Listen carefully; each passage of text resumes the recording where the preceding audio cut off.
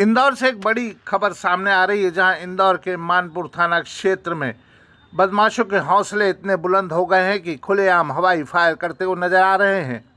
एक cricket tournament के दौरान अपनी बंदूक से फायर करते हुए युवक नजर आ रहे हैं, लेकिन पुलिस को भनक तक नहीं लगी। यह घटना इंदौर शहर के समीप मानपुर में आने वाले जाकू खेड़ी गाँव में एक क्रिकेट आयोजन के दौरान हुए हवाई फायर का वीडियो है। हवाई फायर का वीडियो सोशल मीडिया पर जब वायरल हुआ तो पुलिस हरकत में आई और जांच में जुटी है। चल